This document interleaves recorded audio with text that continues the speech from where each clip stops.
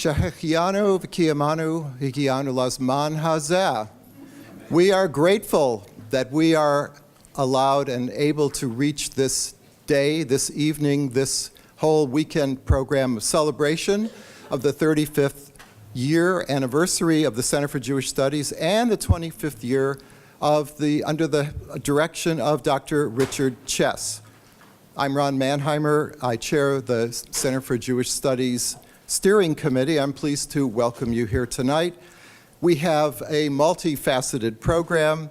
In addition to, we're going to have a video about the history of the Center for Jewish Studies. Dr. Chess is going to give the annual Phyllis Fried Solid Memorial Lecture.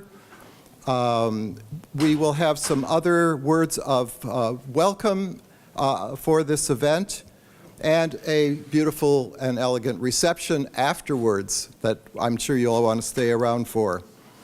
I know that you'll enjoy this occasion, especially if you know that your neighbor doesn't have a cell phone on, vibrate or ring, and so on. So please check with your neighbor and make sure that they have everything turned off, nothing that lights up or vibrates or does anything that will distract us from being able to concentrate here this evening. And when you have secured the area around you, we will be able to go on.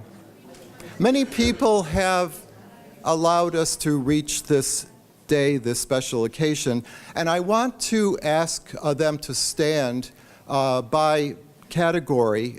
Their names are in this program that you received when you were coming in. Some of these individuals, given the fact that the Center for Jewish Studies is celebrating its 35th anniversary, are no longer with us physically, but in spirit perhaps. And so the first category are those individuals who are past directors of the Center for Jewish Studies, and I think that of those that no one else is here except the person who is currently the director, but you see their names on the list. The current members of the steering committee of the Center for Jewish Studies, would you please stand? And hold your applause, and please remain standing. The major donors, and I think you know who you are, you're all listed to the Center for Jewish Studies. Would you please stand?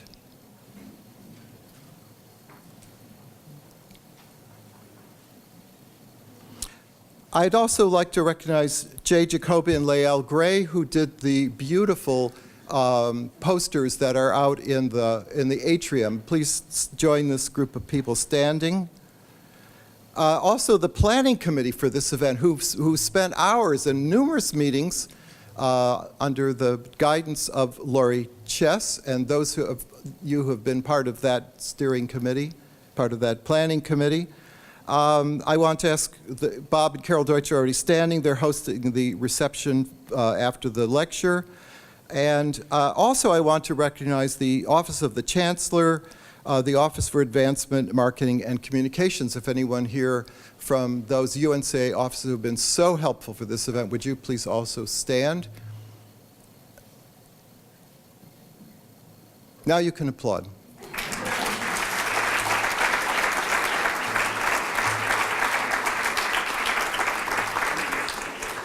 There's one other person I will recognize in a moment, but I wanted to make sure that, remind you that our program tonight continues on tomorrow at 3 o'clock in this very space. You're invited to hear Danny Mossing, who is going to do a presentation about Israel through poetry and music. And then on Sunday at 7:30 at Isis Restaurant and Music Hall in West Asheville, he will be doing a concert performance. And you can get tickets for that if you don't have them already through the Isis Restaurant and Music Hall website.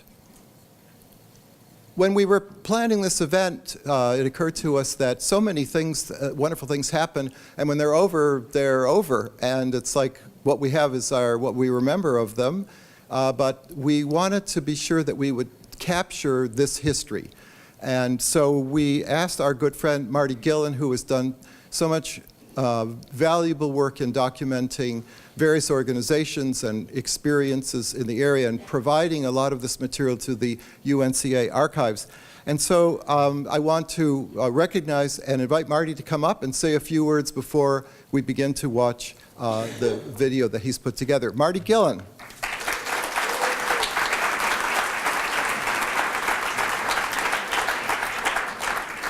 Thank you, Ron.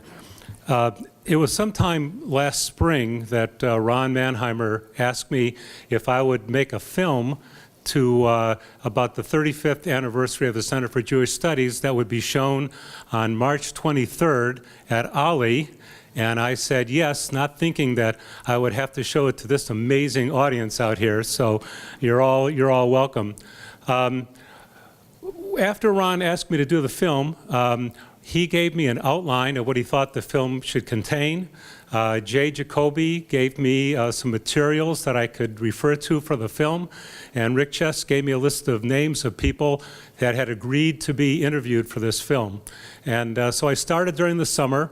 And by the time I started editing in early December, I had done 30 interviews in 30 different locations and had 22 and a half hours of video. And my goal was to do a film that was 20 minutes long that not only told the history, but what the Center for Jewish Studies had accomplished and what the future would look like. So I didn't succeed. I went 4 minutes over my goal, but that's it. So I hope you'll enjoy the film. I want to say this, that the real value in all of these is in these interviews. And all of the interviews are finished. There will be 30 interviews at the library here at the Ramsey Library for future reference and future research. And so from that, I've called this little film. And it's my gift to the Center for Jewish Studies, and I hope you'll enjoy it. Get the lights here.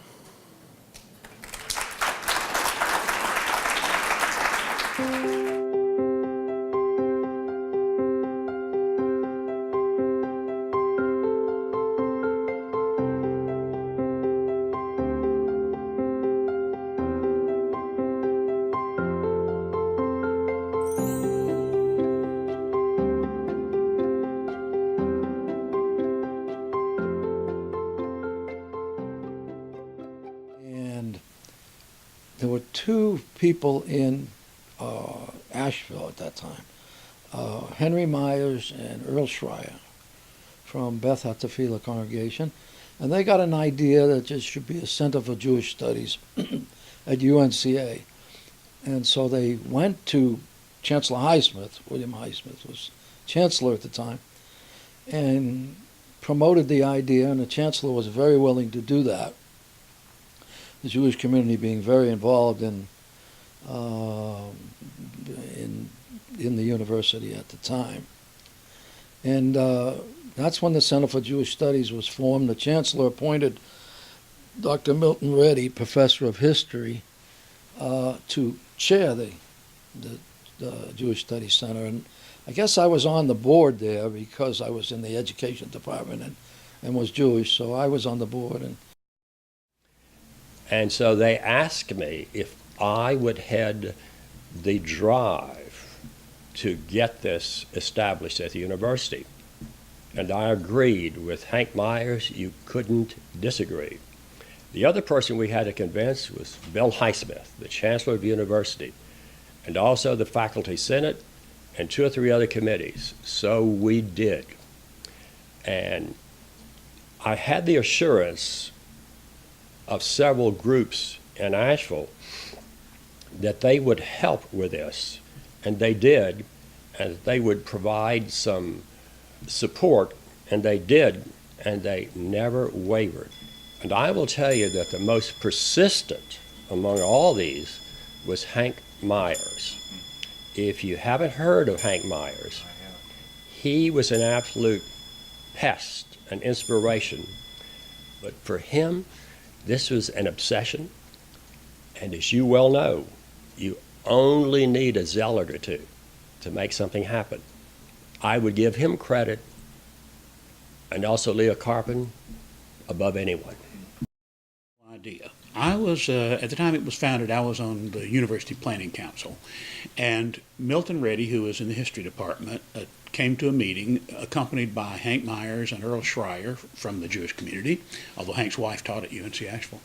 And they had this idea, and I don't know who had initially had the idea. So they proposed it to the university that it become a center of the university. Centers are a special thing that I think eventually have to be approved by the central administration in Chapel Hill, and it came to pass that way. It started off small, and we never expected it to grow a great deal, not in a small liberal arts university set in the mountains of western North Carolina. Deal. Now, in terms of those early days under Milton, what I was aware of mostly was the Holocaust education activities. That seemed to be the primary reason for the Jewish Studies Center, to make sure that the Holocaust story was told, because I don't think there was anybody doing it. There was no Walter Ziffer, as far as I know. So I looked upon myself as a sort of startup guy, and I thought there were some people far more dedicated, who had a great deal more knowledge, and who would be good caretakers of this program. Certainly that's Ileana Grahams, and certainly that is Rick Chess. Good guy. I was on the initial board. We were trying to figure out what we were, what programming we'd like to have, what was our function. After Milton left, then Ileana Grahams-Moog, although back then she was just Ileana Grahams, she became the director. She was a philosophy professor, and she had more interest in the sort of the religious and spiritual philosophical type programming, naturally because of her academic interests. I was approached by Milton Reddy, who is now retired from the Department of History at UNCA, with the proposition that I become the director of the Center for Jewish Studies, which didn't really exactly exist. Hank Myers was on the board because he was the person, I think, the single person who was the most determined that there should be such a thing. Many of the things that he wanted to do were completely beyond our ability at the time, and it was difficult for him to understand that. So there were the conferences. There was the Hebrew course, which began being given and continued to be given. There was a course on the Holocaust, which came along fairly early. I'm not sure that there was a whole lot more than that the first couple of years. When Ileana stepped down, an adjunct professor of anthropology, Judith Schulemson, took over for about a year and a half. And then it was without a director for a couple of years. And then Rick stepped in first as an acting director and then officially as a director in 1992. And he's been doing it ever since. And then, a short time after that initial call from UNCA telling me that they'd like to hire me, I got another call saying that there's a Center for Jewish Studies at UNC Asheville, and they wondered if I might be interested in being the director of the Center for Jewish Studies. I think the reason they offered me this position to begin with is that they saw in my resume that I lived for 3 years in Israel, and I worked as a writer for the Jewish Exponent in Philadelphia, and that my dissertation was on American Jewish poetry. So I had, done things in the Jewish world. And so I thought, I don't know that we're going to be known as a big research center. Let's try to do something that will, appeal to a larger group of people on campus and in the community. So I didn't exactly have a big vision of like, oh, this is what this center could do and could become.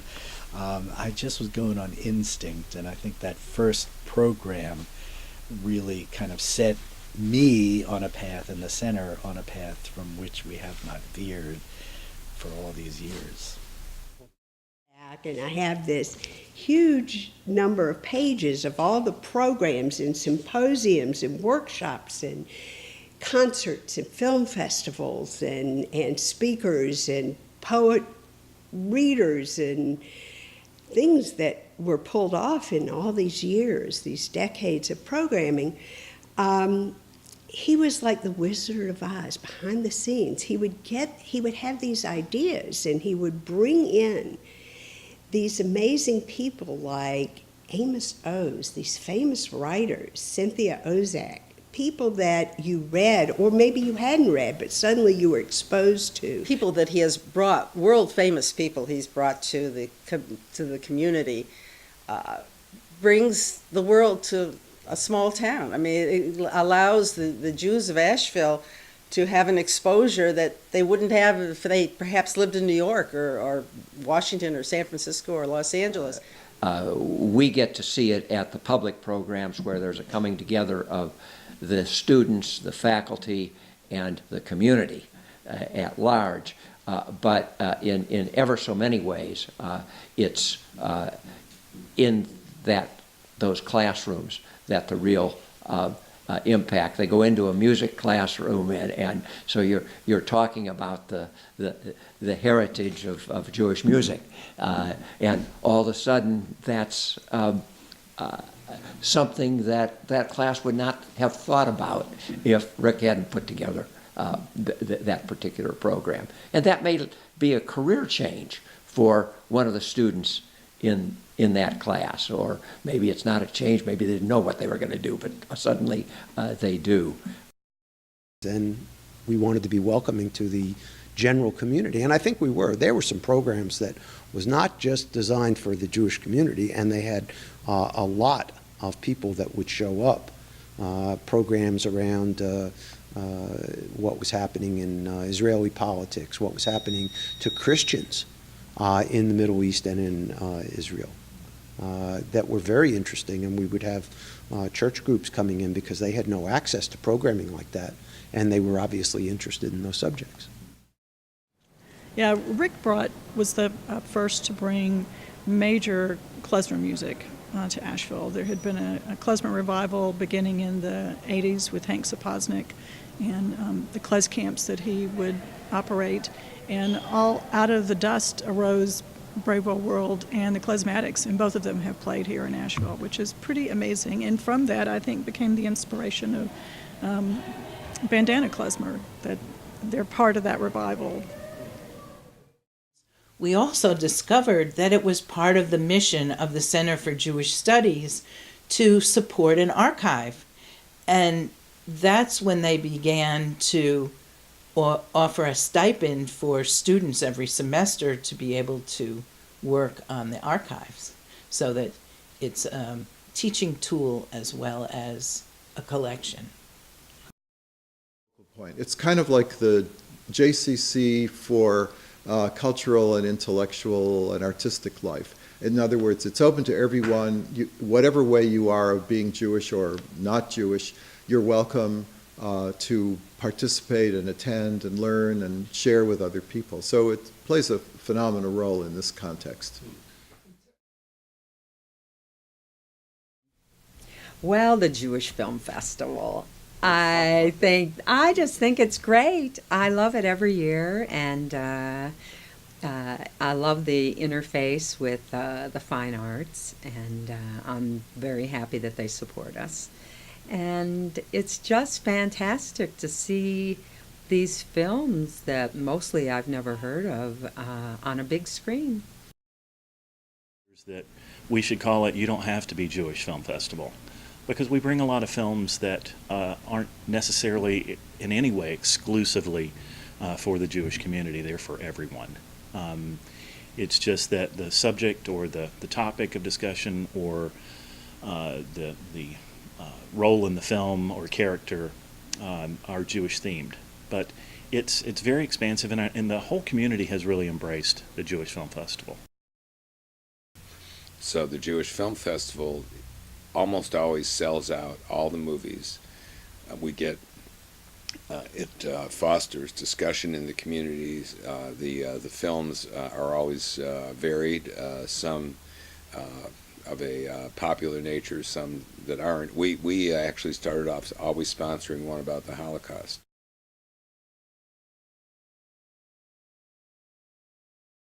Tremendously, because up until the time that Rick was on campus, there was no place for the Jewish kids to identify.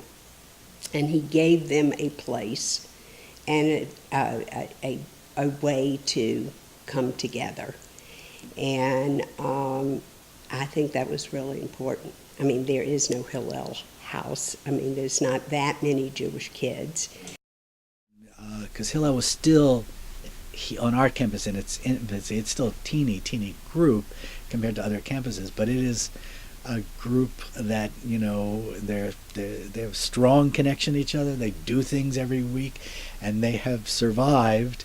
There's been continuity for 20 years or more, probably 25 years. And so we're constantly trying to ask the right questions about how did you find out about us? What are you looking for? And so I think it's a huge range when it comes to what students were expecting, what students were looking for. We have a slight advantage of having the element of surprise with some students who didn't think that there were going to be a lot of Jews here, and so we can really excite them in that way. I think for me, the biggest thing are the Shabbat dinners that we host, just being around other members of the Jewish community on campus is really valuable, even if we're not directly speaking about Judaism. Having that community is almost like having a family here. And some were at Rick's house, and some were at Ron Mannheimer and Rick Chess and Ed Katz.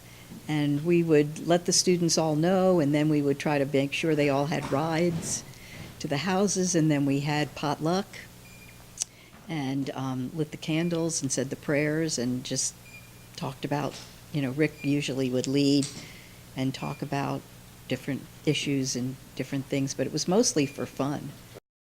Show up. Sometimes there were 8 students on a Shabbat. The most recent one we had probably 22, 25 students. Sometimes parents of prospective students who were visiting Asheville would also come to Shabbat. So Hillel's been wonderful, I think, also for the campus and for the kids. And, we've stayed in touch with most of those students who are now, adults of all ages. I liked when we would build our sukkah for Sukkot, and we would put that on the campus and get to decorate it all together. And I remember many foggy mornings walking through campus and seeing the sukkah on campus, and what a fun way to incorporate education for everyone, but also feel that sense of community and home on a campus, on a college campus, was a great experience. Definitely. I think the most valuable thing I have learned here is that each person is going to practice their Judaism differently, and that I think that no matter how you practice, just being aware of it and doing something that makes you feel good about yourself and about how you're contributing to the community is what's the most important thing.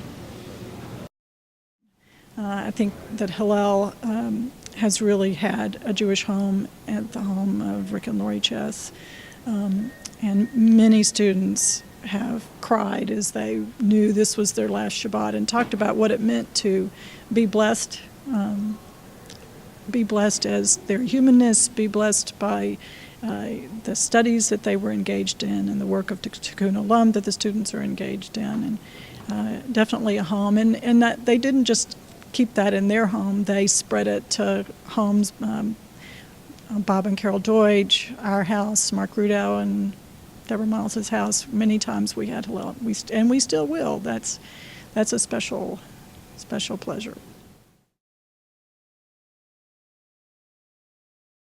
It was sometime, probably around 1994, that Julius Blum, who had served on the board, the advisory board of the Center for Jewish Studies, he told me he wanted to talk to me. And He told me that he had this dream, this vision of endowing a professorship in Jewish studies at UNCA. You know, my dad was very instrumental in contributing to the UNCA Jewish Studies program. He made a generous contribution years ago that led to the development. I think it was a rudimentary program at the time. I know he sat down with Rick on a number of occasions, having lunch and talking about their shared vision for the program. But I knew every year there was going to be money from this endowment. You're allowed to spend a certain percentage of the earnings. But I knew I could have a budget now. The university I didn't have to beg anybody for money. Though we did continue to get money from some folks that have been incredibly generous, like the Deutsches and the Ganses and others, and we would get one-time gifts from people, because people would hear about what we were doing, and they would say, oh, I'd like to bring in this person, and I'll give you the money to do it. So my father came to know Rick Chess through the synagogue and was very interested in the Center for Jewish Studies and Jewish Education. And after my mother died, he wanted to do something to commemorate her as well as support the center. And he created the Phyllis Reed Solid Lecture. And that Rick Chess has taken that lecture and expanded it and made it a great contribution to the community. The student research, I think, was one of the most exciting programs that we funded, because these students would then come back and present programs and let everybody know what they had done, and that was pretty exciting. What can we do? And I said one of the things we can do is Center for Jewish Studies. If we have a student doing any research whatsoever on the Jewish communities, then let's fund them to go to the National Conference on Undergraduate Research and present their work. And then, of course, you can follow up on it later with additional work in your professional areas, and they can launch from there. I received a grant from the Center for Jewish Studies to go to Israel and study evangelical support for Israel, interviewing members of parliament, and I came back and presented it at an event that was sponsored by the Center for Jewish Studies. Since then, I've continued on, and currently I'm getting a PhD in political science at Emory University. And I just wanted to say thank you for the Center for Jewish Studies for all the help that I received from them. Just amazed at how he's in the background, but he's in command. He does not like to take credit for things, and he doesn't like his name associated with things, but his presence is all over all of them. What a gift we have.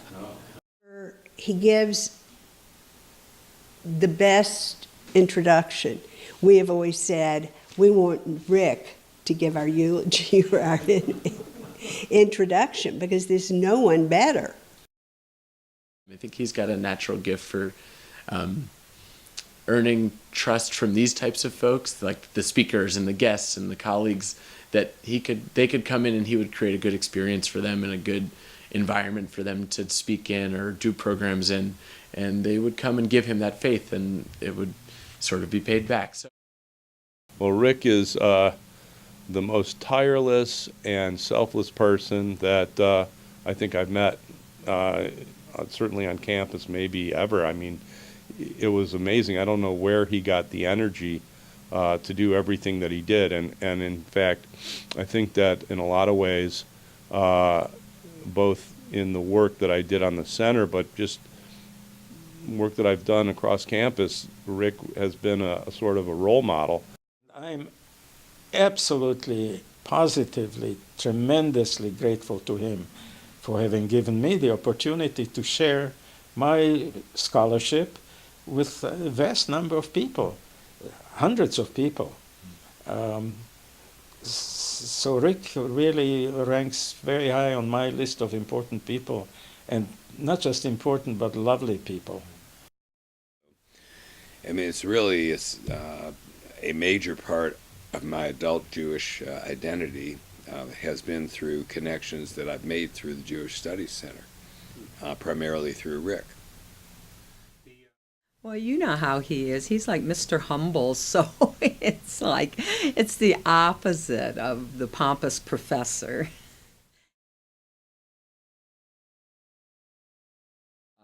Again, I think that the leadership within the center has got to ask, what is it that Rick has taken us to? What place has he taken us to that will allow us to take the next step?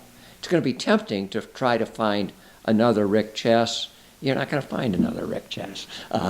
You just aren't going to do it. So it's a matter of asking, what skill set do we need to build for the future that possibility that Rick Chess has taken us to? We're to a platform, and now we need to go forward.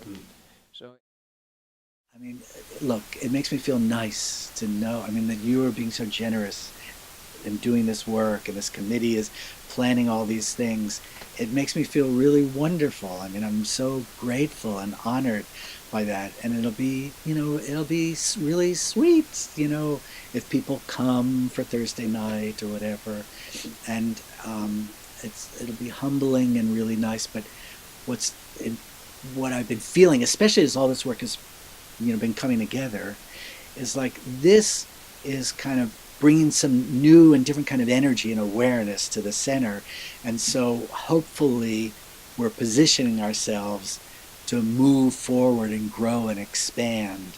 That to me is the most important thing. And if this is what it takes to make some people familiar with it that weren't familiar with it, to create these archival materials that never would have existed if it hadn't been for you, and then Jay Jacoby going through the archives and pulling out stuff, and stuff Sharon Farr has done in the past, and Lael, there would be no central location to turn to for this story.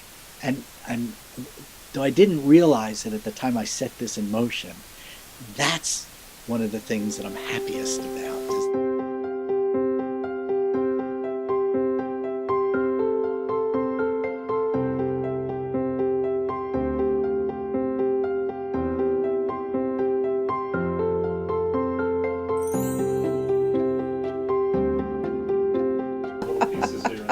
I'm sure you have enough accolades about Rick. We don't want him to get a big head,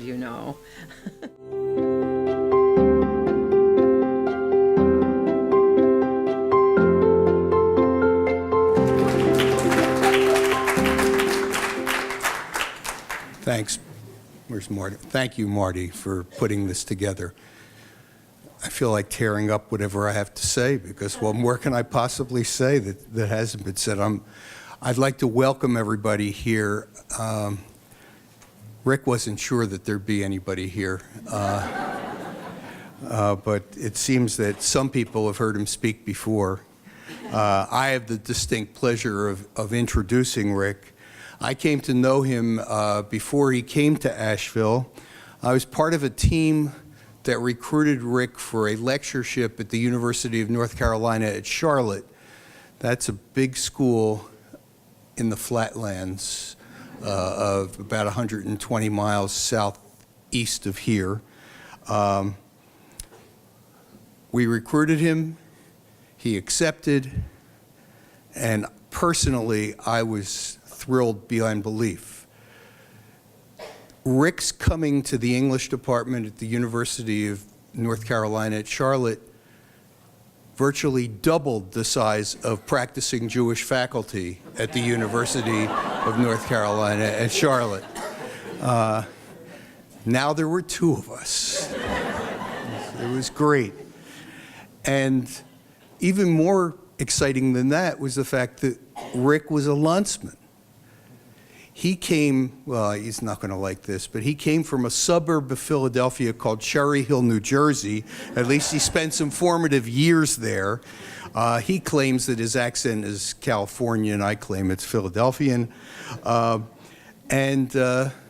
some of my mother's smartest outfits came from his grandmother's upscale dress shop in Marion. So how exciting for me. And it was just great having him there. And a lot less selfishly, Rick was an excellent instructor. I was directing the composition program at the time, and so I got to see all of his evaluations, which were just, knock the ball out of the park every time.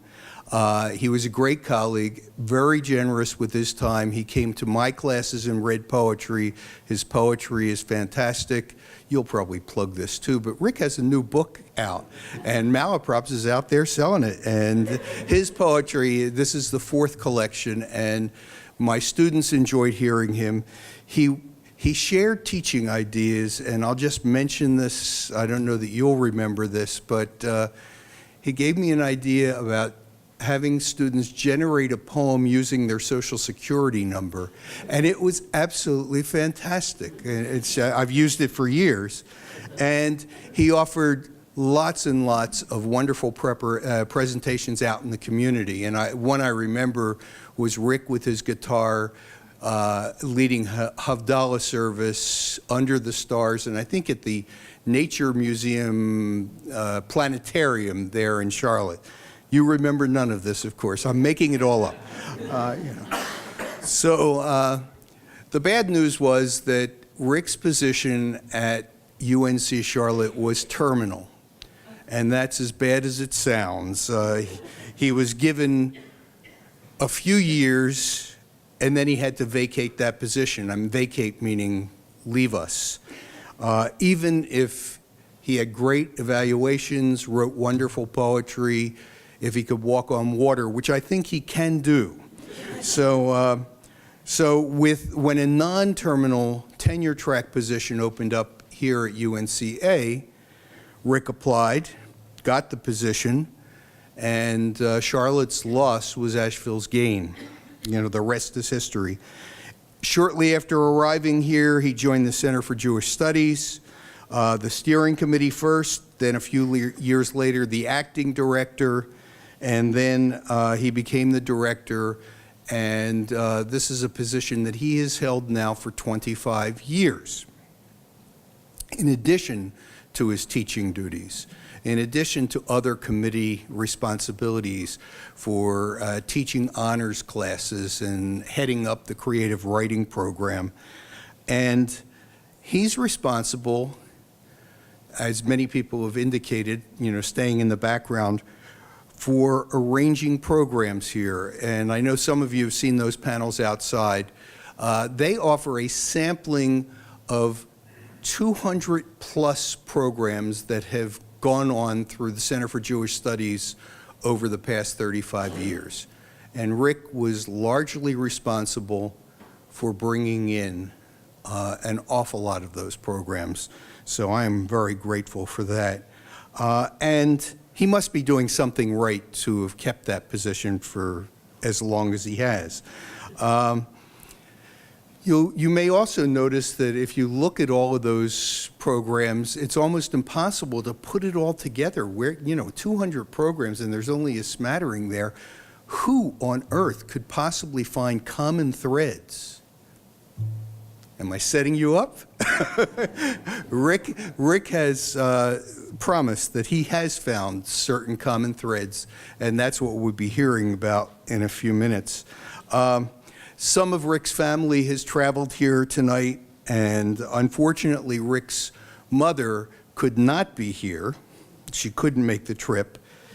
If she were, I would like to just ask her whether she ever said to her young son, someday when you grow up, you're going to become the director of a fabulous Center for Jewish Studies, And in my opinion, and I hope many of you will agree, Rick was born for that position, and I'm just so glad to be introducing him tonight. Rick Chess.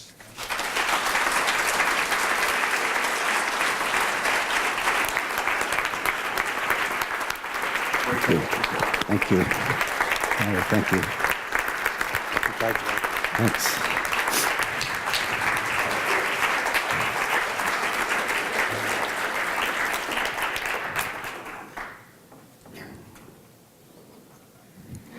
So let's see.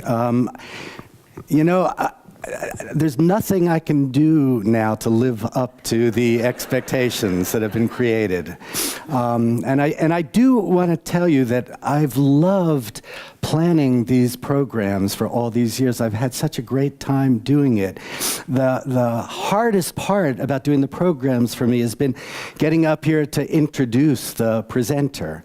And I would really sweat it out in the minutes leading up to my introduction. I'd do my introduction, and then I was the happiest person in the world to go sit on the floor against the wall on the side of the room and disappear for the rest of the night. I'm not the happiest person in the world standing in front of this room having to talk to you. And I want to say something else about that too, is that I love teaching, which is one of the reasons why I feel so fortunate to have wound up at UNCA, a school that truly values teaching above everything else. Lots of other things matter, but teaching is defined so broadly and so comprehensively that you start to understand that wherever you are, in a classroom with a student, bumping into a student downtown, at Ingalls, at Green Life, wherever, every moment is an opportunity for teaching. But teaching in a kind of intimate setting. And for me, the heart of teaching for me is listening and not talking. What I love to do is to get into a room with a few students, often with a poem or some other text or some kind of exercise, and start asking questions. And then I just want to listen to them. I want to listen to them as deeply as they've ever been listened to. I want to see if I can hear something in their response that they might not even hear themselves saying or thinking or feeling, and then follow up on that with another question. And so that's another reason why it's really weird for me to be standing up here getting ready to talk to you for 50 minutes or so, when I'd much rather be listening to you. But so it is. I was asked to do the talk tonight, and so I'm going to do it. You've heard a lot about the different programs we've done over the years. There's certain topics that have always, guaranteed a huge audience.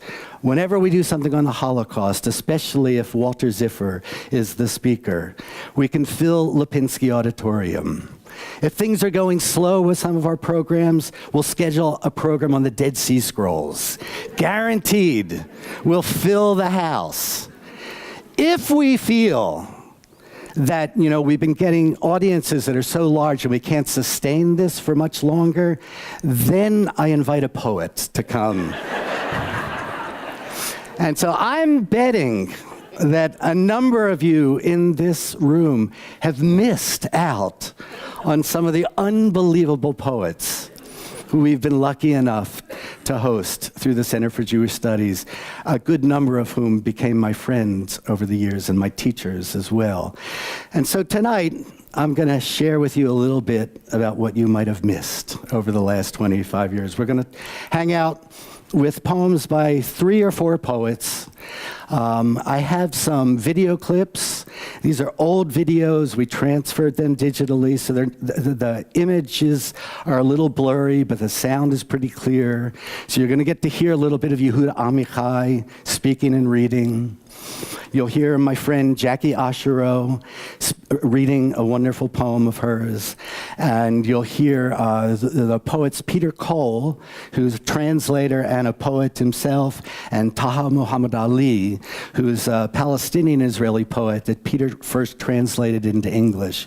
And so we'll hear some of the work by these poets. I'll slip in a poem of my own from my new book, just to put it in a plug for the book.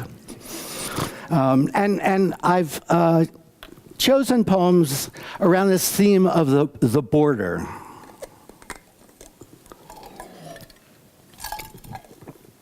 And I want to think about borders literally, but mostly figuratively. I want to look at the way Borders come up in these poems. Religious borders, cultural borders, national borders, political borders, linguistic borders. Not to necessarily answer any questions about what the purpose or a value of a border is, but maybe just to illuminate some of the borders that we're bumping up against all the time in our lives. Bumping up against, crossing, trying to erase or transcend, and maybe closing ourselves behind these borders. So that's going to be the through line, the connective tissue.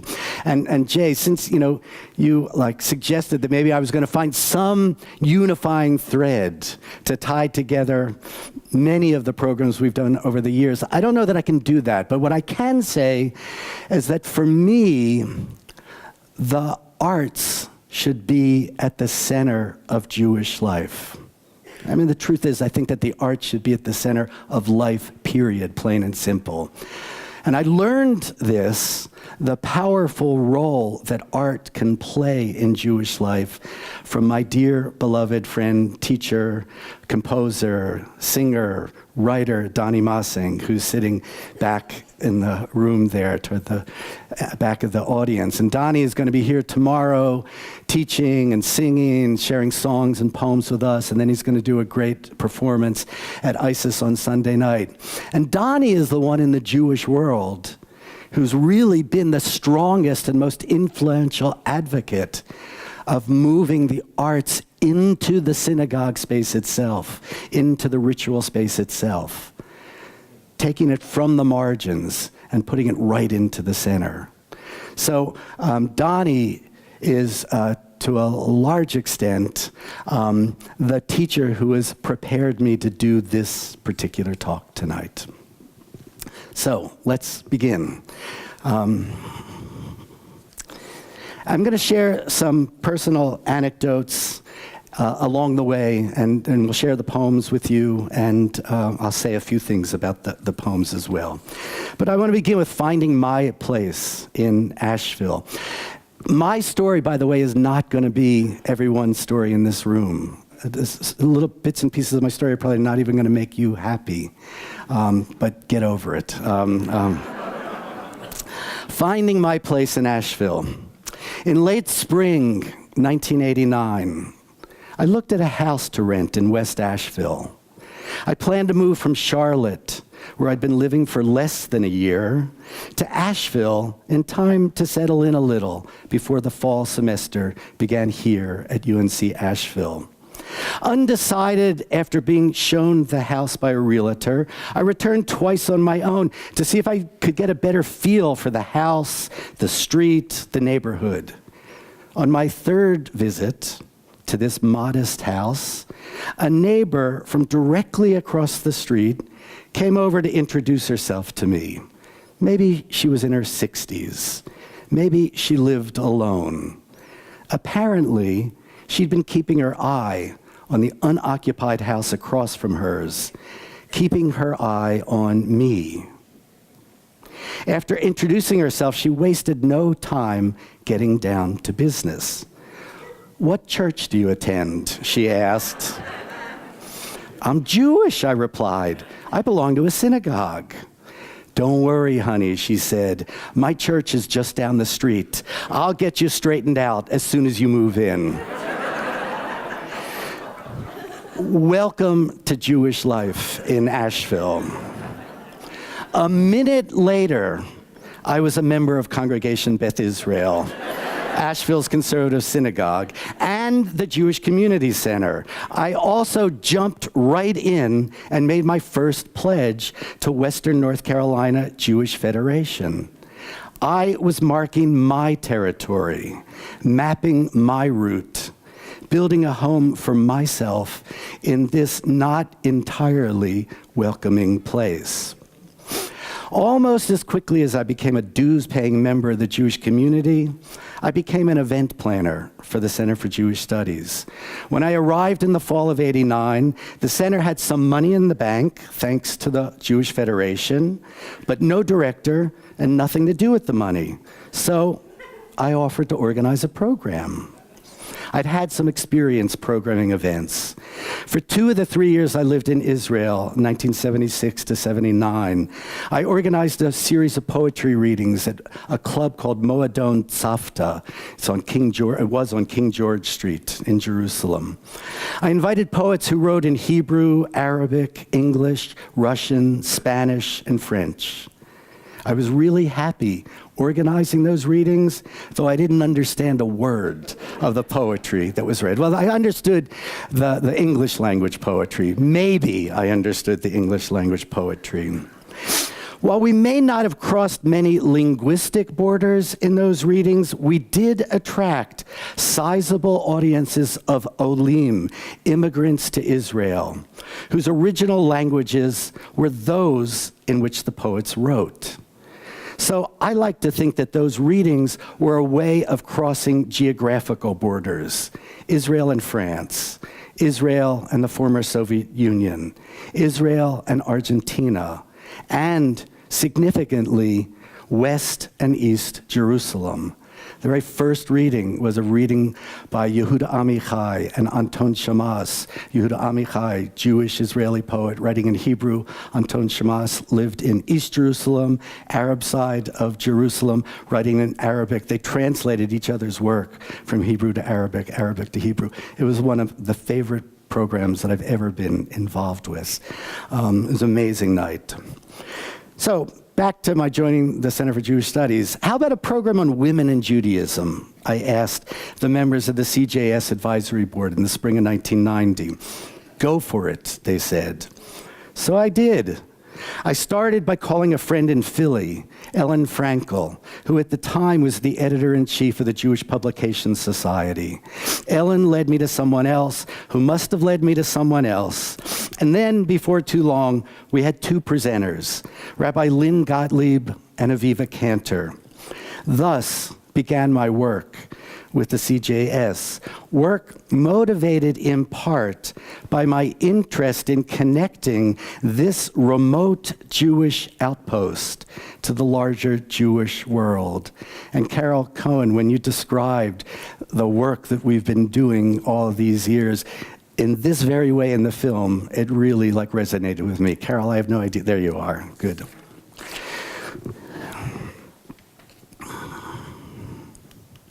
From the margins to the center.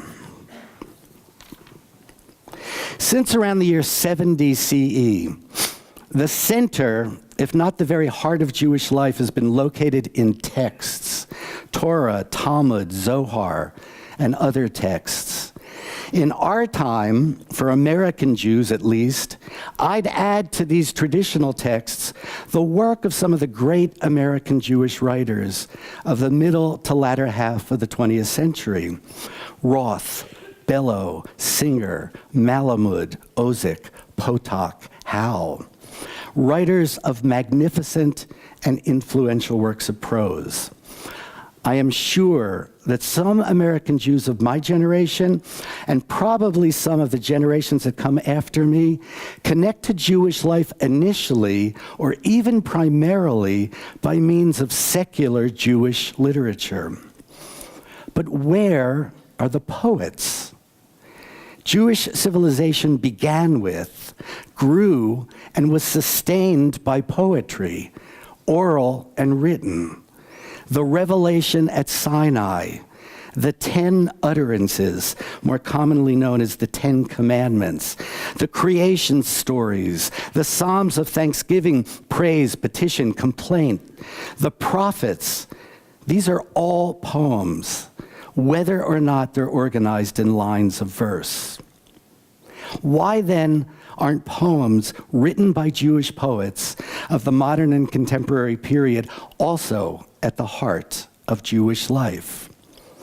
Is it just a coincidence that American Jews turned away from strong identification and affiliation with the Jewish community at the same time that they, along with other Americans, turned away from serious poetry, including poetry written by American Jews and Jews around the world, as part of their regular reading diet? Could poetry, which had moved to the margins of the Jewish experience, help Jews rediscover the vitality of Jewish life. Betting that it couldn't hurt to introduce Jewish and other readers to the work of Jewish poets, I've spent the last 25 years adding incredible Jewish poets to the mix of guests we've hosted at the CJS, trying to bring poetry back from the margins to the heart of Jewish life, back where I say it belongs. From the center, Jerusalem, to the Center for Jewish Studies, to the center, the Jewish Community Center of Asheville. Who better to begin this project with than maybe the 20th century's greatest Jewish poet, the beloved Jewish poet of Jerusalem, Yehuda Amichai. Amichai was born in Würzburg, Germany in 1924. He and his family immigrated to Petach Tikva near Tel Aviv in British Mandate Palestine in 1936. About a year later, they moved to Jerusalem, where he spent the rest of his life. During World War II, he fought with the Palestinian Brigade of the British Army in the Middle East, and he served as a commando in the Haganah during the 1948 war. He also fought with the Israeli army in 1956 and 1973 wars. We brought him to Asheville in 1992 to participate in and out of tradition, encounters with contemporary Jewish writers. Amichai was our opening night reader. While most of the festival was held on campus, Amichai's opening night reading was held at the JCC, the old JCC, a ramshackle 3-level building. The border between campus and community, it's an open border. It always has been. And the CJS has regularly crossed this border, our programming moving back and forth from campus to community to campus. The timing of Amichai's reading was interesting. The building was going to be torn down the next day to make room for what was then the new JCC, to be built at the same location. Before the festival's opening night event, at a dinner hosted by Ron and Caroline Mannheimer, I apologized to Amichai for the condition of the JCC, which he hadn't yet seen, explaining that it was soon to be replaced with a beautiful new building. So now I want to play a little clip for you of the very first thing Amichai said after he was introduced by our beloved late Chancellor Sam Schuman. And now, there we go. Let's see if this will work. Thank you for having me here, and I must make a remark. During the dinner party tonight, I was told, I was warned about this building, and I must say I love it. Don't give it up. It's so marvelous. You'll never have stairs like that in any modern glitzy bank building.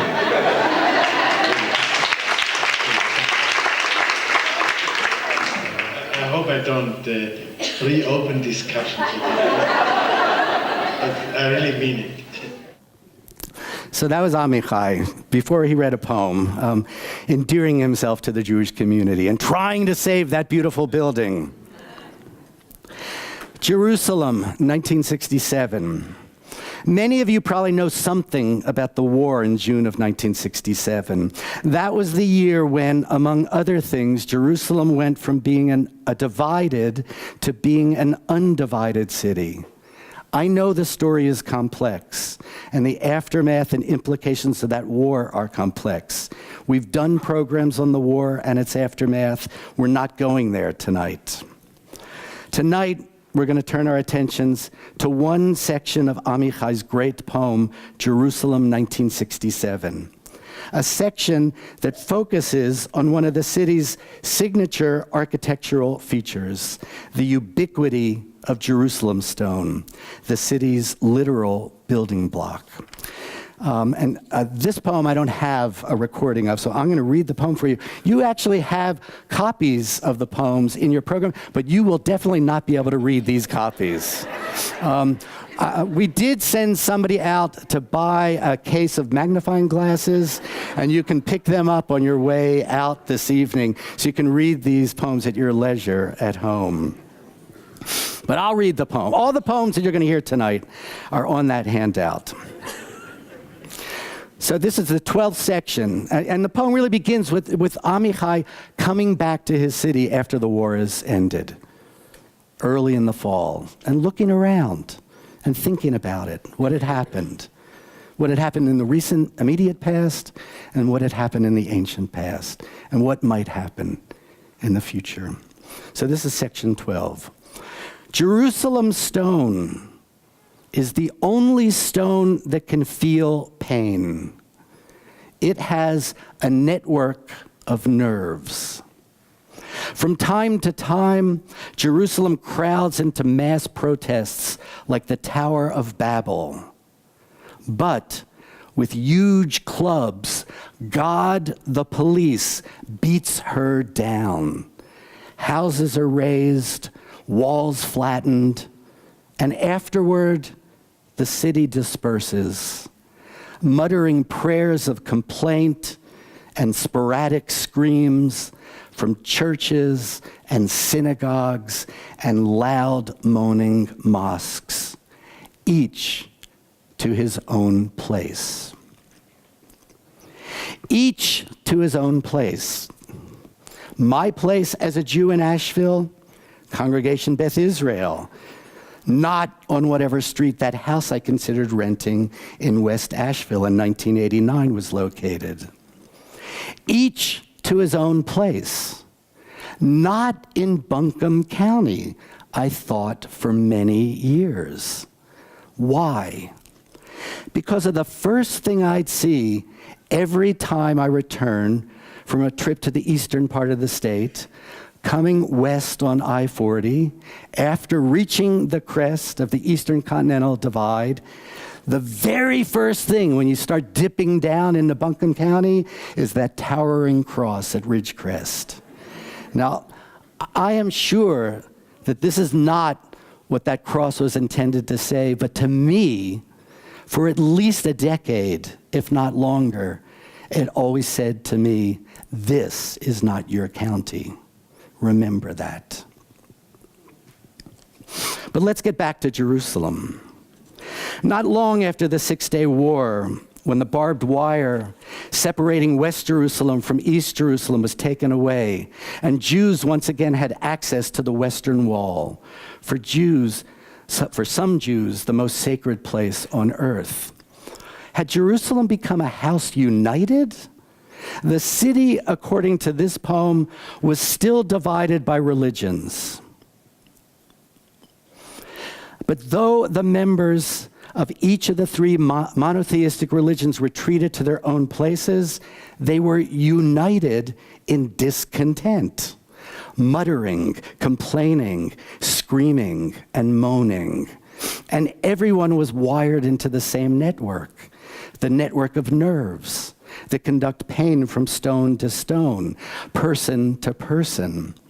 Probably a fair number of us in this room, 6,000 miles away from Jerusalem, together with millions of other people around the world, are also wired into these nerves.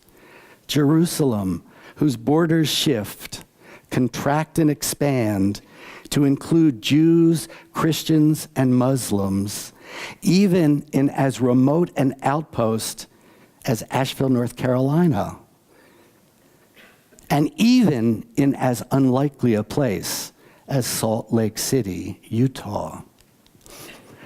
The Oi in joy, or Jerusalem in Salt Lake City. Salt Lake City, Utah, the home of another great Jewish poet who's been hosted by the Center for Jewish Studies, Jackie Osherow. Jackie a distinguished professor at the University of Utah, is as skilled at chanting Torah as she is at writing long poems in terza rima, a form invented by Dante.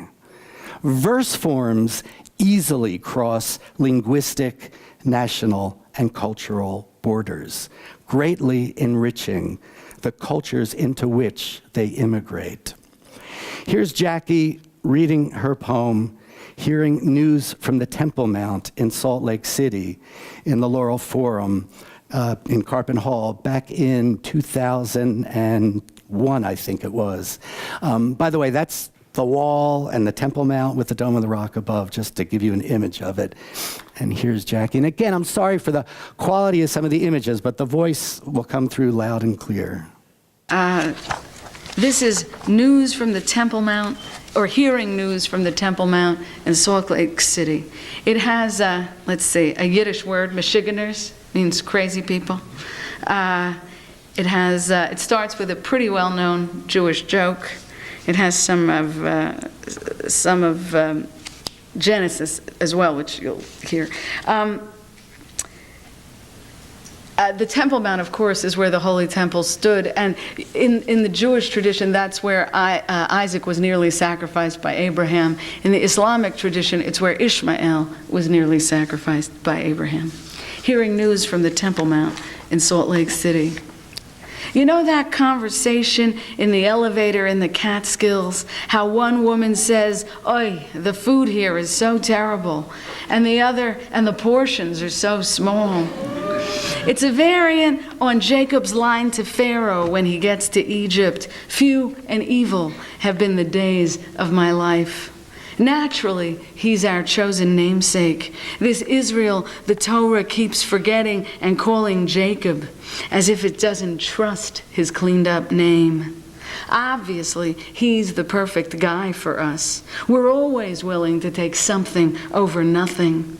Hence our lunatic attachment to that miserable pinpoint in the desert, where now, whether it's Ishmael or Isaac on the altar, there's an ear-splitting crowd working to drown out every angel until Abraham fulfills his sacrifice.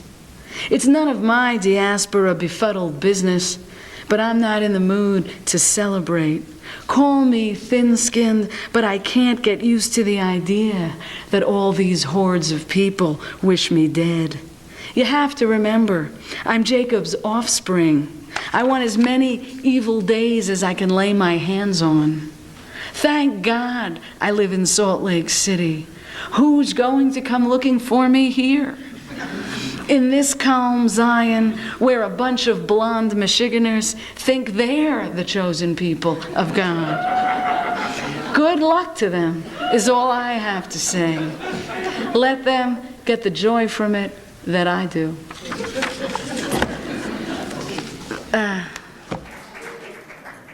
See, some poems make you clap. Some poems give you some pleasure.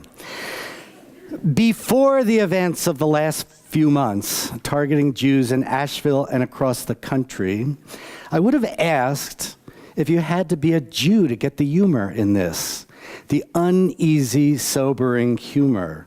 I would have wondered if the way the poem positions itself geographically, culturally, religiously, historically, linguistically, draws a border around itself, marking off its territory such that those of us who happen to find ourselves within its borders get it, and those who don't might be amused but don't experience its edge. The hordes of people in Jerusalem who want Jackie dead, they are even farther from her in Utah than they are from us in Asheville. Or so, perhaps, those of us who have grown comfortable with our place as Jews in the United States like to believe. Alarmed as she is, fully aware that the designation chosen people does not automatically bestow upon the chosen a life of blessings, she's perfectly willing to let the Mormons among whom she lives claim that designation and deal with all that follows from it.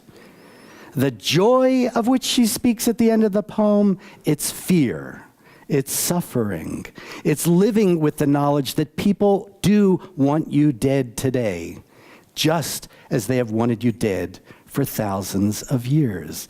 That hasn't changed. But the poem is also filled with joy, pleasure, humor from the beginning to the end, the playfulness of a mind that connects low culture, Borscht Belt humor, to high culture, Torah study, the fullness of heart that feels our attachment to Israel, and the awareness of mind that recognizes the lunacy of that attachment. The expansiveness of view that sees that it matters not whether it's Ishmael or Isaac, Muslim or Jew, bound for sacrifice. This is a poem of coexistence in which pain and pleasure are intertwined, inextricably bound to one another, the border between them erased, a one binational state solution, if you will.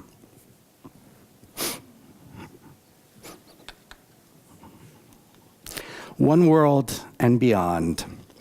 So are Jews a people apart from others? Can non-Jews get a poem situated at the center, the heart of Jewish life? September 12th, 2001, the day after. How to approach class that day. Poems were flying through the internet, another network of nerves. W.H. Auden's September 1, 1939, for instance. I reached for another poem, Amichai's The Diameter of the Bomb. I made 25 copies, distributed it in class, and without much of an introduction to the poem itself or to Amichai, read it aloud. Here's the poem, The Diameter of the Bomb. The diameter of the bomb was 30 centimeters, and the diameter of its effective range, about 7 meters, with 4 dead and 11 wounded. And around these, in a larger circle of pain and time, 2 hospitals are scattered and 1 graveyard. But the young woman who was buried in the city she came from at a distance of more than 100 kilometers enlarges the circle considerably. And the solitary man mourning her death at the distant shores of a country far across the sea includes the entire world in the circle. And I won't even mention the howl of orphans that reaches up to the throne of God and beyond, making a circle with no end and no God. Did the students need to know that Amichai is an Israeli, a Jew who lived almost his entire life in Jerusalem? Did they need to know that Amichai and his family made it out of Germany just in the nick of time? Did the students need to know how many buses had been bombed in Jerusalem, Amichai's place in the world, and how the grim machinery deployed in the aftermath of a bombing is always well-oiled, maintained, and ready to go in Jerusalem? That day, Wednesday, September 12th, 2001, this poem needed no introduction.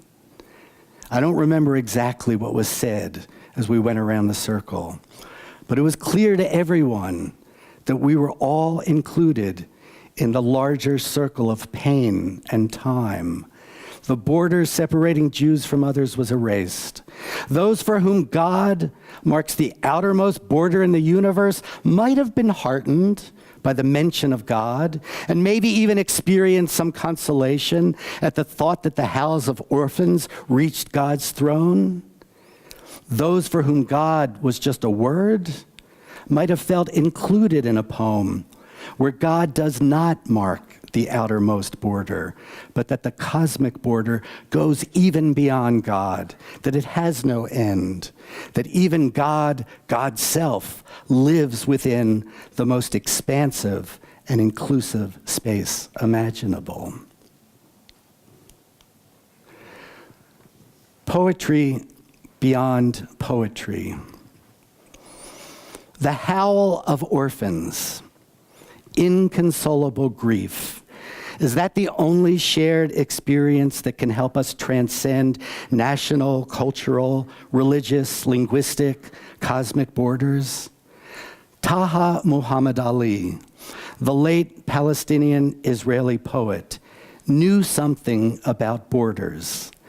Taha was originally from Safuria, a village in Galilee, now known as Tzipori, an important place for Jews. Tzipori was the place where the Mishnah, the Jewish oral law, was first written down. In July of 1948, when the village was under attack by Israel Defense Forces, Taha and his family fled, crossing the border to Lebanon. He was 17. The following year, he and his family returned to Israel, settling in Nazareth, a few miles from the destroyed village of his childhood. Taha's formal education ended in the 4th grade. But he didn't stop learning then, hardly. He taught himself classical Arabic, English, and of course Hebrew. And he read widely literary works in their original languages, including Walt Whitman. When Lori and I hosted Taha for Shabbat dinner at our home, he told us a wonderful story of his experience when crossing the Walt Whitman Bridge from New Jersey into Philadelphia. Taha was in the States for the first time for a reading tour. He was accompanied by the Israeli Jewish poet Aaron Shabtai and by his translator, Peter Cole, who, together with his wife Adina Hoffman, first brought Taha's work to the attention of English language readers when they published Taha's book, Nevermind, through their press, Ibis Editions. Back to the Walt Whitman Bridge. When they got to the toll booths, Taha rolled down his window. He was sitting in the back seat and asked the woman working the toll booth what her favorite Walt Whitman poem was. She said she didn't know who Walt Whitman was. "What?" exclaimed an incredulous Taha. "Walt Whitman is America's greatest contribution to the world." And after saying that, he began reciting Song of Myself, sitting in the back seat of that car, crossing the Walt Whitman Bridge. Remember that his formal education ended in the 4th grade. He's an unbelievable person. As I said, English language readers wouldn't know of Taha's work if it hadn't been for the work of poet and translator Peter Cole. Peter has been here at least 4 times. Peter, a MacArthur Fellow, is the greatest living translator of the Hebrew poets of Muslim Spain. He's also a fabulous poet, a fabulous Jewish poet.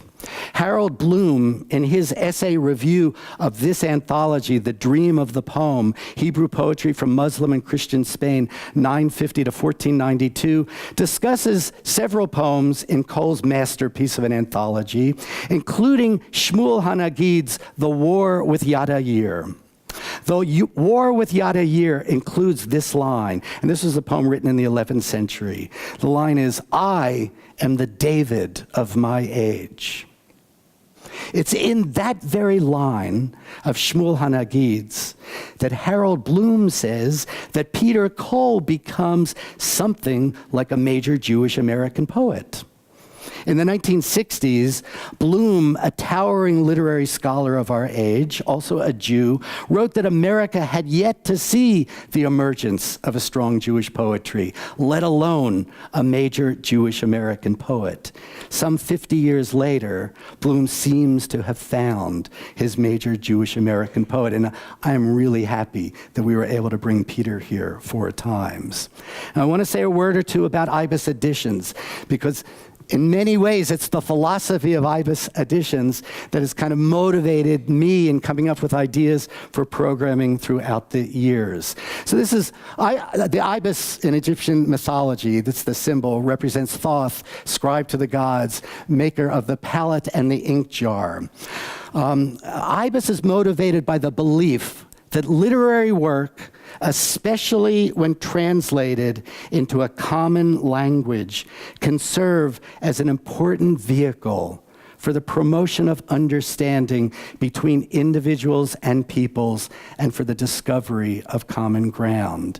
That's why there have been so many poets and writers who've come to the Center for Jewish Studies over the last 25 years or so, for that very reason.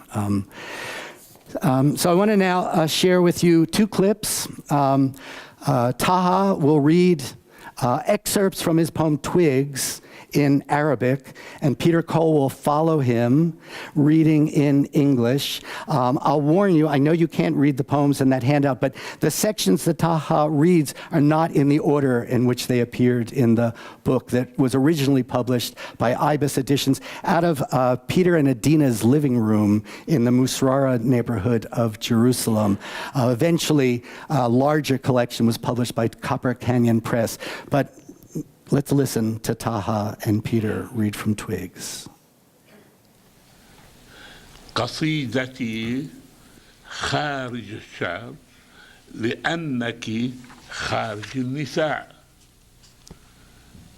حبي لك هو العظيم، أما أنت وأنا والآخرون فأغلب الظن أننا أناس عاديون. My poem goes beyond poetry because you exist beyond the realm of women. My love for you is what's magnificent. But I, you, and the others, most likely, are ordinary people.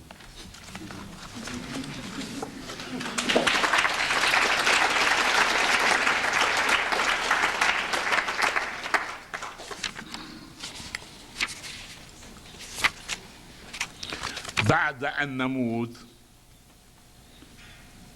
after death, I'm sorry to say that, بعد أن نموت ويسدل القلب المتعب أجفانه الأخيرة على كل ما فعلنا، على كل ما تبنى، وعلى كل ما حللنا به تذوقناه أحسسناه، ستكون الكراهية أول ما يتعفن فينا.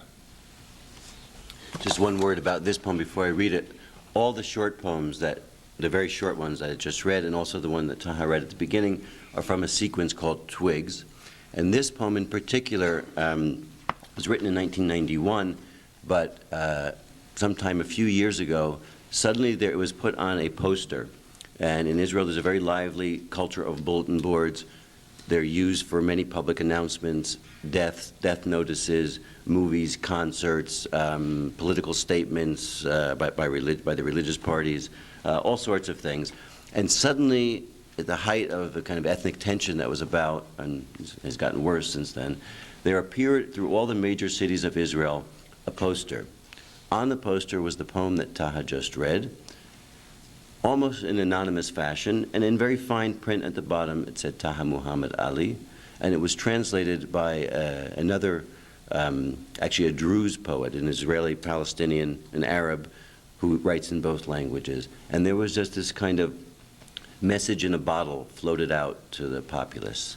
And this is, and I should say that also the poem was used during one of the memorial rallies for Yitzhak Rabin, several years after the assassination, in Rabin Square, in a very, very large rally with rock bands and all sorts of celebrities.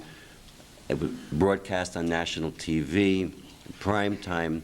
It was moderated by a kind of Jay Leno character in Israel, sort of gigolo type who runs a talk show. And in the middle of the entire thing, he stopped to recite this poem.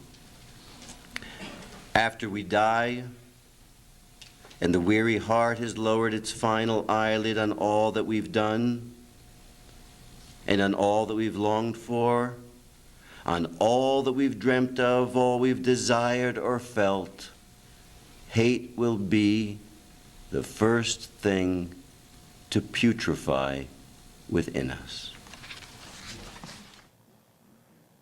One more clip.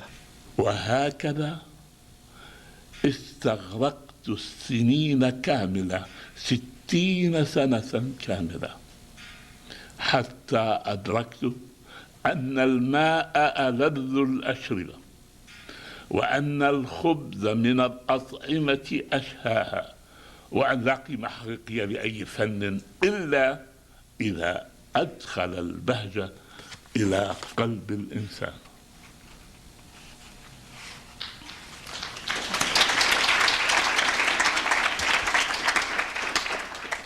And so, it has taken me all of 60 years to understand that water is the finest drink, and bread the most delicious food, and that art is worthless unless it plants a measure of splendor in people's hearts. Poetry, art, that's the place where we meet. That's where we cross the border, where the border is erased, where the divided heart, my heart from yours, yours from mine, is made whole. You shall love. That's what the Torah commands us in Deuteronomy chapter 6, verse 1. Those are the very words Jews read every time they pray. You shall love, you shall love, you shall love. Do you always do what you're told? Even if you wanted to, are you always able to feel and act out of love? On the doorposts of the homes of many Jews hangs aslant a mezuzah. There's a teaching in that the mezuzah is affixed at an angle. One rabbi argued with plenty of supporting evidence that the mezuzah should be hung vertically. Another rabbi argued, also with plenty of supporting evidence, that it should be hung horizontally. The final ruling, a compromise. Compromise, the meeting place where two come together, where two are bound as one in a promise. This image is of the mezuzah that hangs at the entrance to our house, a gift from our dear friends Bob and Carol Deutsch. Inside the case, there's a small scroll containing the words, ritualistically handwritten by a scribe, "You shall love."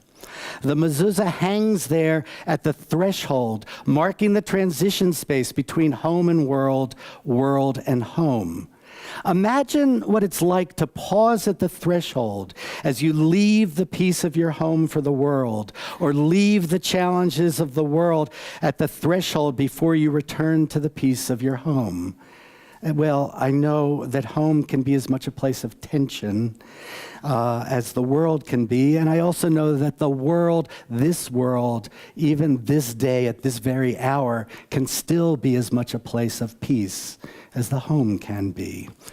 But still, to stop and pause and remember to love wherever you are.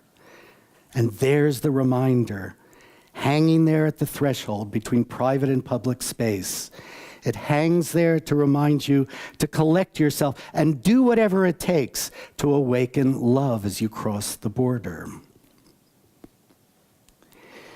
The mezuzah hanging at the threshold of my house and of any Jewish person's house, and its challenge to us as we return home, that's the focus of the short title poem from my new book that Jay mentioned, and that's available tonight, Love Nailed to the doorpost. And this is a very crass plug. I'm not getting paid a cent to do this talk tonight. And I've worked for months on this talk. I've given up every Shabbat. I'm like looking at my rabbi in the eye. He has not seen me in synagogue in months because the only chance I've had to work on this talk has been on Saturday mornings. So, with that in mind, if you want to support my work, you might consider buying that beautiful work of art out there. The cover, it's worth it for the cover alone. The poems, whatever. They're the best I could do. Here, this is not the best poem in the book. So if you're looking at this thinking, I'm not going to buy a book with this in it. But this is the poem that fit the theme for the night. And the poem is called Mezuzah. I should also say that there's a great poem, by Emily Dickinson, Tell All the Truth, but Tell It Slant, right? And that poem was based on, Emily Dickinson's neighbor was a Jewish family in Amherst, and they had a wonderful mezuzah. No, I'm lying about, I'm looking at two incredible poets sitting in front of me. Emily Dickinson probably didn't know a thing about what mezuzahs were, but she had vision. Here's the poem. For each of the moods of marriage, the small lies that keep our lives whole as we cross the threshold, passing the commandment to love nailed slant to the doorpost. At the end of the Torah service on Shabbat, after returning the Torah scroll, I'm almost done. It's okay if you need to fall asleep or if you need to get up and stretch. I'm really almost done. At the end of the Torah service on Shabbat, after returning the Torah scroll to the Ark, and while slowly drawing the Ark's curtain closed, Jews sing this verse, Hashivenu Hashem Elecha V'Nashuva, Chadesh Yameinu Kekedem. The verse is from the book of Lamentations, the book of mourning the destruction of Jerusalem. The verse is a prayer for the reconciliation of God and Israel. It's a prayer to repair what has been broken, to reunite what has been divided, to make, as my poem says, our lives whole. What makes our lives whole? Chesed, for one thing, the Hebrew term that means love, loving kindness, generosity, open-heartedness. It's one of the attributes, according to Jewish mysticism, of God. When I chant from Lamentations, that verse, one of my favorites of the Shabbat morning service, I'm not thinking about returning to the past, the days when the temple stood. I'm thinking about recovering the wholeness, the open-heartedness, the generosity of spirit and mind that often gets covered up with the messiness of daily life. The message of the Statue of Liberty, her uplifted flame welcoming immigrants to our shore, is not communicated by the image of Lady Liberty alone. There are some words embossed on a bronze plaque that hangs just inside the statue's pedestal, a poem, The New Colossus, written by a Sephardic Jew, Emma Lazarus. Here's the famous concluding lines. If I asked you to, we could all recite these lines together. Give me your tired, your poor, your huddled masses yearning to breathe free, the wretched refuse of your teeming shore. Send these, the homeless, tempest-tossed, to me. I lift my lamp beside the golden door. When Lady Liberty speaks, she expresses generosity, open-heartedness, loving kindness, compassion. In short, chesed. That's America's message to the world, chesed. And it's the deepest of Jewish teachings, chesed. And it's also the message of the last poem you'll hear tonight, a poem by Yehuda Amichai, one of the first poems he wrote. As he said, he wasn't able to start writing poems really until his 30s, maybe his 30s, because he was busy fighting in wars. And so one of the first poems that he wrote is a poem called God Has Pity on Kindergarten Children. And I want to play that last poem for you now, and then we'll conclude. God has pity on kindergarten children. He has less pity on school children, and on grown-ups he has no pity at all. He leaves them alone, and sometimes they must crawl on all fours in the burning sand to reach the first aid station covered with blood. But perhaps he will watch over true lovers and have mercy on them and shelter them like a tree over the old man sleeping on a public bench. Perhaps we too will give them the last rare coins of compassion that Mother handed down to us, so that their happiness will protect us now and in other days. I'm going to stop it because of the time. He reads it in Hebrew after that. So that's where I want to leave us, with a poem by the late, great Yehuda Amichai that raises the possibility that charity, generosity, loving kindness may protect us, that chesed may help us cross the borders that seem to divide us, whether they're borders drawn by nationality, ethnicity, or religion, even now, especially now, and, as Amichai says, on other days. And with that, I'll thank you for your kind attention. I want to thank you for giving me this opportunity to spend some time hanging out with poems and poets whose work I love. And I really want to thank you for the incredible gift of entrusting the Center for Jewish Studies to me for all these years. Thank you.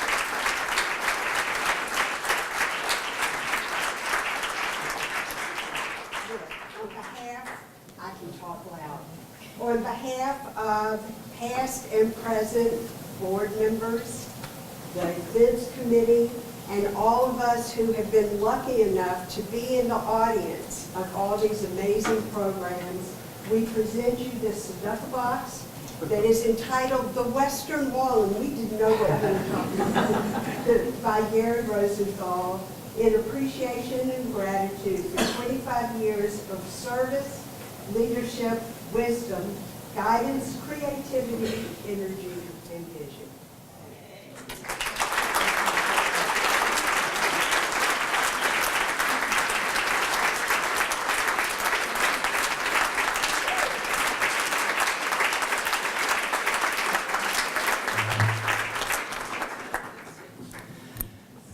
Thank you, thank you. I am Joe Ergo, the provost at UNC Asheville. Rick asked me to do a closing. If you know, closing is a baseball term. It means that things have gone remarkably well, and you're here to make sure that folks get out of this in good shape and that things don't go the other way. I want to start just by remarking on something that Rick said in the very fine documentary that was put together. And he mentioned that his vision of the community, of the Center for Jewish Studies, was not necessarily a research center, but a community center, a place where the community and the university would come together. And that vision is held exactly true. That this is a form of community engagement for us at UNC Asheville. It's also a way that a liberal arts college, of course, will teach the long history of human thought. That's what we do. We specialize in ways of thinking and ways of doing that go back for centuries. But at the same time, we know where we are. And we looked around us and say, what are the most significant things of where we are that we want to make sure that we participate in? One of those is the Mountain South, for example. We have lots of programs on Appalachia and other programs that pay homage to where we are.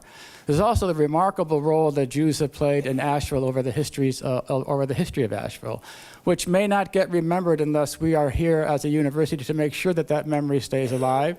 And also to make sure that the comings and goings back and forth from campus to Asheville will remain really strong. I love the opening montage of the video where we see Karpin and Lipinski and all the Jewish names that are on the buildings, and we realize, oh yes, that's where we are. Now you can be a student here and walk by these buildings hundreds of times and not know who they are, just like you could work the bridge on Walt Whitman Bridge and not know who Walt Whitman was. But life is much, much better if you do know who the Lipinskis were, who the Karpins were, or who Walt Whitman was, because you don't just get to put your name on a building because you just happen to be walking by. Usually you've done something, you've accomplished something, and people want to remember you. The same way we want to remember our history, and the same way we want to remember the people that built the town and the city and the university that we're now at.